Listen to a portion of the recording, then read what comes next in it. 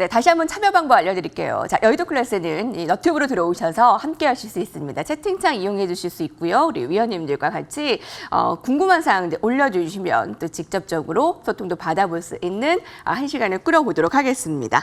자, 이것이 트렌드다. 지금 이렇게 변화의 중심 속에 있는 이번 주 폭풍 속에서 어떤 점 가장 주목해야 되는지 오늘 정준 위원님께서 직접 꼽아오셨습니다. 주제 공개해 볼까요?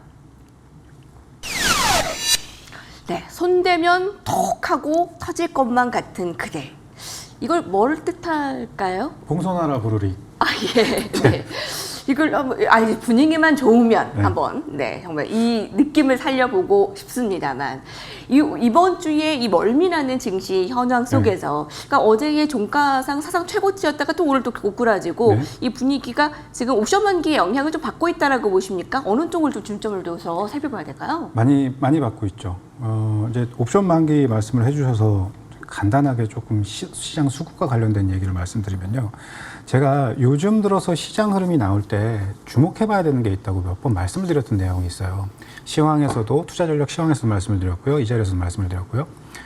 외인과 기관이 현물을 드랍하는 날 주식 선물을 매수를 하는지 아니면 현물을 막 매수하면서 개인들이 막 매수를 할 때 주식 선물을 매도하는지를 잘 보세요. 그러면 분명 현물을 드랍하고 있는데 주선을 매수를 하잖아요. 그러고 나서 얼마 있다가 급격한 상승이 나가게 돼요. 반대 구조에 있어서 현물을 막 매수하면서 개인들이 매수하는 흐름이 나올 때 계속 주선을 드랍하면서 나가잖아요. 그럼 그러다 급살이 들어와요. 근데 지금 시장 구조가 수급이 너무 많이 엉켜 있어요. 많은 사람들이 오늘 외인이 집어던져 시장이 내려왔다고 생각을 하는데 외국인 실질적인 롤오버 포지션을 다 감안했을 때 포지션 상방 포지션이에요. 하방 포지션을 잡고 있는 건 기관이랑 연기금입니다. 특히 주식 선물 포지션에서 하방 포지션을 잡고 있는 건 우리네 국내 기관이지 외인이 아니라는 거예요. 그러면 지금 만기가 되기 전에 정말 큰 사고가 날 수 있거든요. 이번 만기는. 그래서 그런 걸 어느 정도 조율하기 위해서 들어오는 과정에 조금 과도한 액션이 들어갔어요. 오늘 특정 구간 밑으로 지금 만기니까 제 수치 말씀드리는 게 조심스러운데 특정 수치 밑으로는 너무 과도하게 하고 하방 질르는 액션이 또 들어갔어요. 그래서 반발이 들어간 거거든요. 지금은 지수가 어느 방향으로 움직인다라는 것에 베팅을 해서 큰 수익을 내려고 하지 마시고 들어오면 무엇을 사야 되는지를 보시는 게 가장 유리해요. 제가 버블과 관련된 이야기들, 너무 시장에서 버블과 관련된 이야기를 많이 해요. 그런데 아까 고용과 관련된 부분을 조금 앞으로 당겨와서 끌어와서 이야기를 해보자라고 하면 어떤 것이 미증시를 가장 겁먹게 했는가? 첫째는 인플레와 관련된 부분인데 중국의 생산자 물가지수 상승이 앞으로 인플레를 끌고 오게 될 것이고 그들로 인해서 인플레는 전 지역으로 수출되게 될 것이다라는 게 오늘 장 가장 많이 나왔던 이야기 중에 하나예요. 근데 여러분들은 알고 계시잖아요. 결국 원자재와 생산 물가가 높아지게 되면 생산자 물가가 올라가게 되고 생산자 물가가 올라가게 되면 소비자 물가가 상승을 하게 되겠죠. 또 아까 말씀드렸다시피 구인율이 높아지고 있지만 채용 공고가 많지만 구직자가 있지 않다고 하면 결국 기업은 임금을 높여서라도 구인을 끌어와야지 될 거예요. 그럼 이 모든 것들이 사실상 생산자 물가 지수가 올라간 것은 특정 섹터의 원자재라든가 몇 가지 상황들이 겹쳐서 과도한 흐름이 나온 것이 원흉이지 전반적인 인플레와 관련된 부분 때문에 올라간 건 아니라는 거죠. 반증은 간단합니다. 그 흐름 때문이었다고 하면 채권금리가 저기에 머물 수가 없죠. 인플레가 올라가는 시기에 채권을 매수하지 않고 물가연동 국채를 매수하지 않는다는 건 좀 어폐가 있잖아요. 분명 누군가는 채권을 매수하고 전체 포지션을 잡아줘야지 될 텐데 채권 매수 물량이 받쳐주지 않았다는 것은 채권금리가 샜다는 거거든요. 그 액션이 나왔다는 거는 전반적으로 인플레와 관련된 우려를 크게 잡고 있지 않다는 거예요.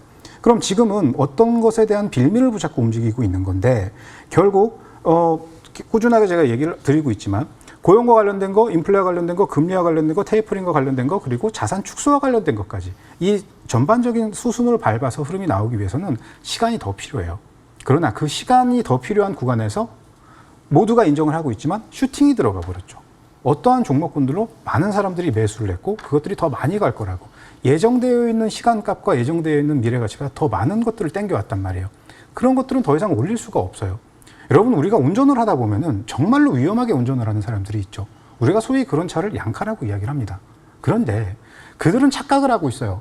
본인들이 운전을 잘해서 사고가 안 난다고 생각을 합니다. 웃기는 소리예요. 나머지 사람들이 방어 운전을 하기 때문에 사고가 안 나는 거예요. 똑같은 사람들끼리 만나면 사고가 나게 되어 있습니다. 마찬가지예요. 시장이 좋아서 수급이 좋아서 끌어올릴 때는 누구나 다 무슨 짓을 해도 수익이 날 수가 있어요. 하지만 더 이상 매수해 줄 수 있는 매수세가 받쳐주지 않을 때는 그때부터는 이야기가 달라지게 됩니다. 이런 상황이 벌어지게 될 거라는 것을 이전부터 말씀을 드려왔지만 여태까지 오는 동안 이것을 귀담아 들으신 분들은 많지가 않아요. 하지만 늦지 않았어요. 무언가 굉장히 큰 변화의 조짐이 나오고 있어요. 고용과 관련된 부분들이 그리고 강압적으로라도 바꿀 수 있는 상황을 만들어 간다면 경기가 바뀌고 있다는 것을 가장 먼저 인지하는 것들로부터 흐름이 나오기 시작할 거고요. 경기가 좋아지는 시기에는 무조건 금리가 인상이 되어야 됩니다.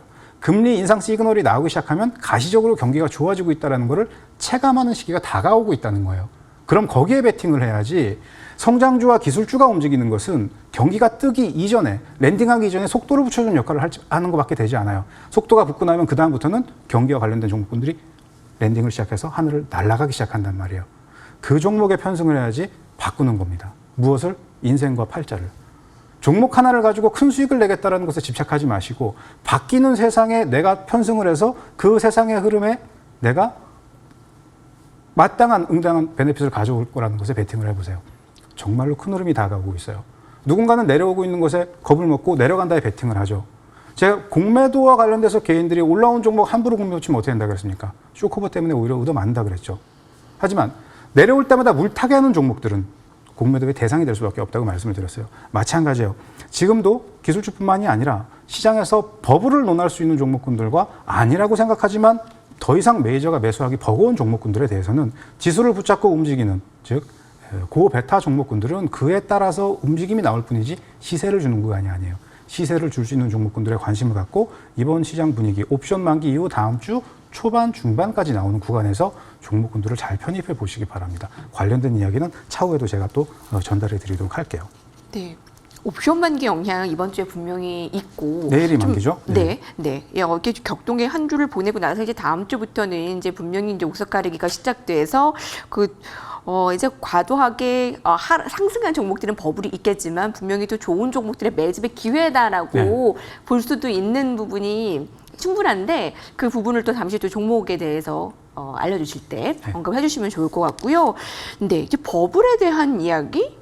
오늘의 이것이 트렌드다에서 지금 지수 최고점에서 분명히 버블 얘기가 나오는데 이렇게 흔들리는 것에 대한 주의, 개인들은 좀 어떻게 하면 되겠습니까? 스칼렛 위원님. 네, 저도 마찬가지로 지금의 시점에서 이제 어느 정도 그간에 많은 상승이 있었던 부분들에 대한 차익 실현이 나오는 건 되게 자연스러운 흐름이라고 보고 있고, 그렇기 때문에 지금 그럼에도 불구하고 당분간 이 같은 유동성 정책 부분들이 계속 유지가 될 거다라는 그 예대감 속에서 이제 차익 매물들이 시장을 이탈하는 것이 아니라 이제 상대적으로 저평가되어 있는 가치주 중심으로 이렇게 움직이는 그 같은 이러한 변곡점이다라고 기대를 하고 있습니다.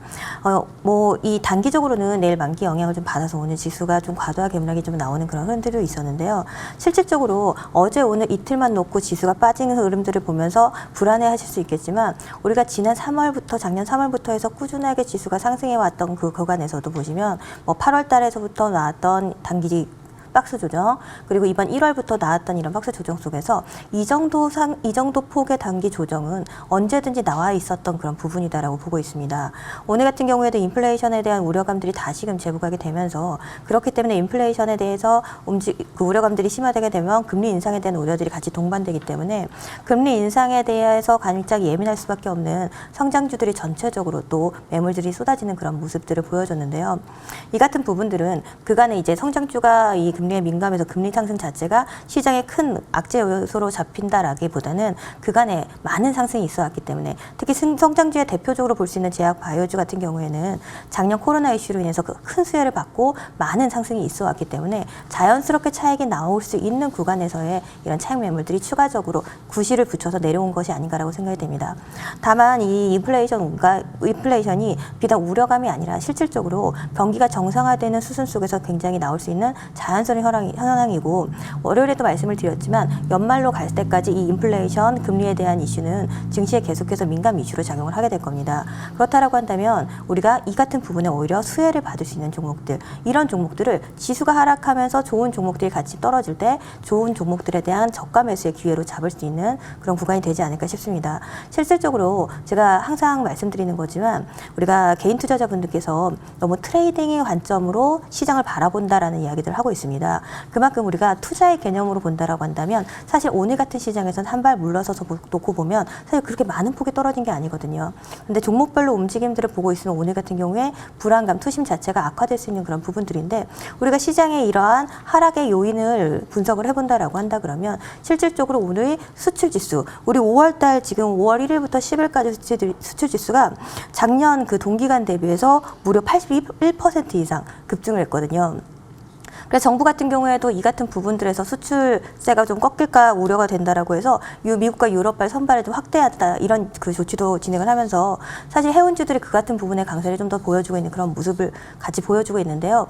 실질적으로 이 같은 우리가 이번에 어느 정도 단기적으로 상승세에 과열되어 있으면 오히려 이 같은 조정을 통해서 한번 이 같은 그 과열된 열기를 좀 식히고 그러고 나고 보면 우리가 이 같은 수출을 기반으로 해서 2분기 어닝 서프라이즈에 대한 기대감도 같이 시장에 반영되는 그런 수준을 밟을 거라고 생각이 됩니다. 그래서 종목별 편차는 있겠지만 우리가 시장에서 기대할 수 있을 만한 수익을 얻을 찬스는 하반기에도 충분히 진행이 된다라고 생각이 되고요. 그렇기 때문에 지금의 금리 인상, 인플레이션 이런 우려감들이 경제가 정상화되는 수준에서 나오는 자연스러운 그런 현상이기 때문에 이와 관련해서 움직일 수 있을 만한 이 리플레이션 수혜주들을 이 지금 시점에서 오히려 잡아주면 좋을 것 같습니다.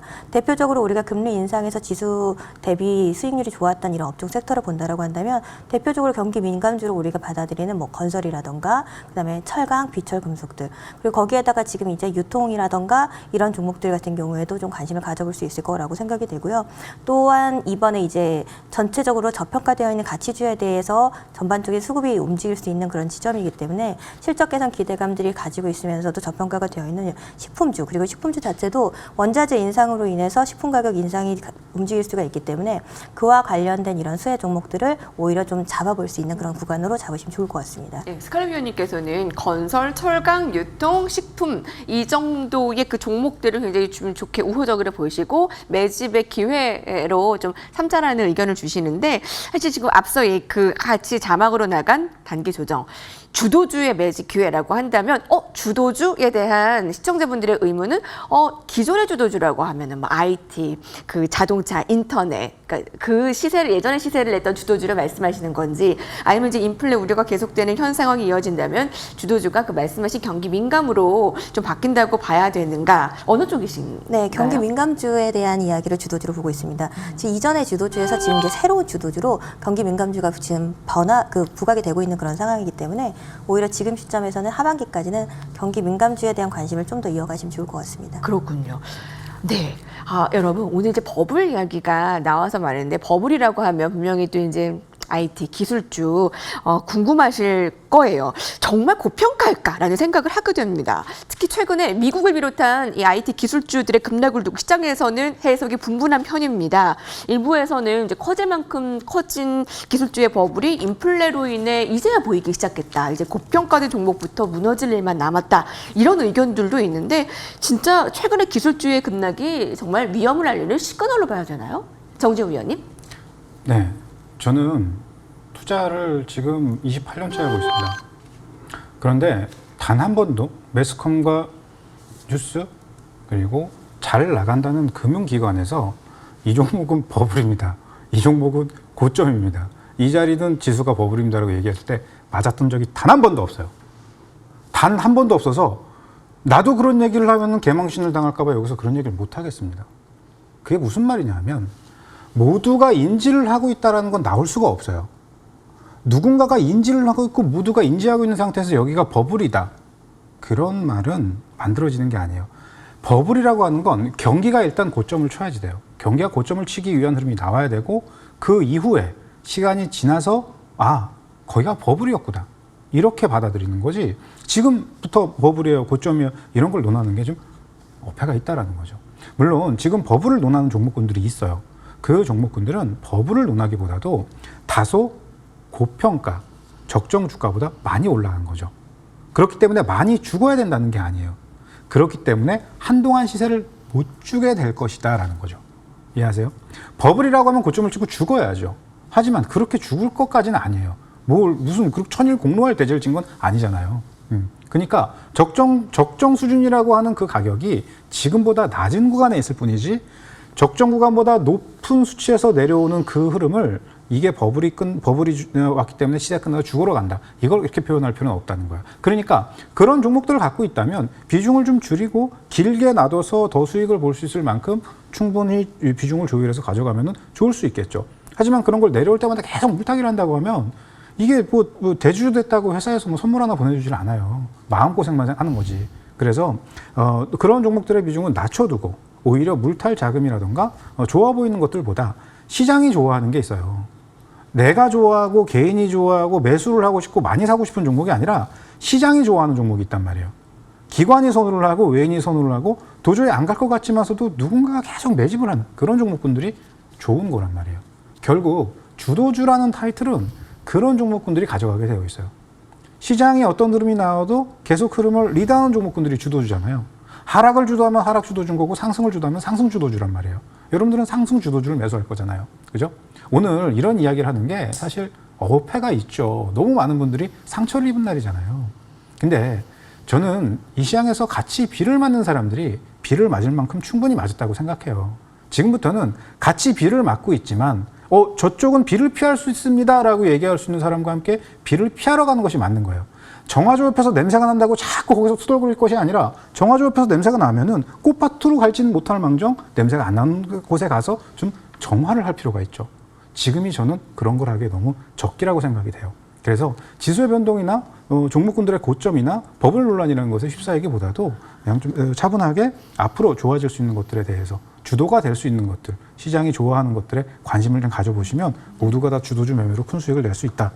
정리를 해보겠습니다. 네, 경기 회복의 나비 효과에 사실 이제 증시가 휘청거리면서 좀 기술주가 좀 크게 흔들렸잖아요. 근데 버블이라는 건 이게 터져버려서 죽어버리는 건데 그 정도 아니다라는 말씀, 네네, 아니다라는 의견 주시고요. 그리고 여러분 버블이란 건 지나고 나서 나중에야 이제 그때가 버블이었구나라고 얘기를 하는 것이지 섣불리 버블이라는 걸 예견해서는 안 되겠네요. 네. 네, 오늘 이제 이 부분 알아봤고요. 여러분 이것이 트렌드다에서는 위원님들의 불꽃 튀는 썰전이 이어졌습니다. 손대면 톡 하고 터질 것만 같은 그대. 오늘 굉장히 멀미나고 어려운 이 시점에서 꼭 짚어볼 만한 이슈였습니다. 마지막 유망주 클래스로 돌아오겠습니다. 화면으로 함께 보시죠.